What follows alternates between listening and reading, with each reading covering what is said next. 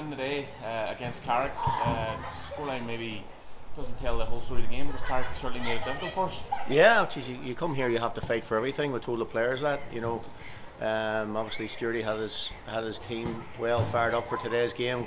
Seen by the first half performance, it was a really tough grind, and Rodney spoke to the players at half time and just said exactly what we needed to do. We needed to play the conditions. The pitch was sticky, and I thought the boys done magnificently second half.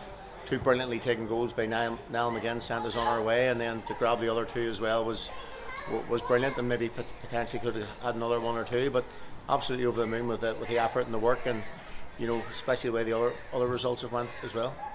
First half was tricky. Carrick had a couple of efforts on goal, like you mentioned. There were the conditions. Was that really put to the boys at half time? Was the conditions are difficult and we need to sort of show a bit more? Yeah, well, I think sometimes we try and we're maybe trying to play a little bit too much football around the middle of the park, but it wasn't the conditions to play little triangles and things like that. So we've got good strikers, we've got good wide men. Let's get the ball to them, let's play in their half, and I thought we did that most of the second half, and get around to Danny and feed off for second balls, and that's exactly where the first goal came from. So absolutely over the moon. And then the goals that we scored, Niall grabbing two good finishes. Absolutely superb. When you get into those areas, someone of his experience, certainly give us a bit of a lift, give us a bit of confidence. Don't get me wrong, Carrick were still putting us under pressure by lumping big balls up the pitch and turning us, but our defence, I thought today was outstanding, and we kept a clean sheet, which is more important. And then Shay came off at half time. He looked like maybe hurt his shoulder in the first half. Any sort of injury update on Shay? Yeah, he got a couple of whacks. He obviously had it taped up there before the game and got a couple of heavy whacks on it, so thought maybe best not to take a chance.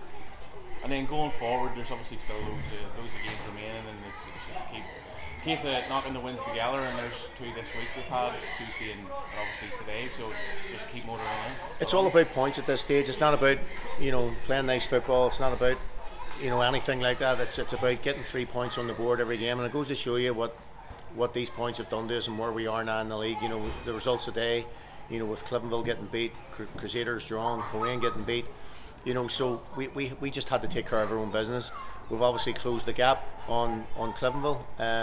We've kept the gap tight on Linfield. I think maybe potentially 4 points behind, 2 points behind Cliftonville. So we're chasing Europe. With another game before we're going to the split, and as I say, all we can do is take care of business ourselves and not worry about what's going on elsewhere.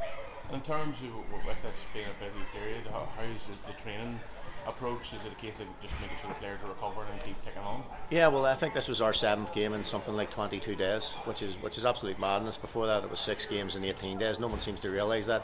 You hear managers in the Premier League all the time complaining about them and having too many games. I mean, a game every 3 days is very tough. And again, it's through no fault of the players. It was down to maybe the pitches not being playable and different things. But these boys have ground in and dug it out and deserve a wee break.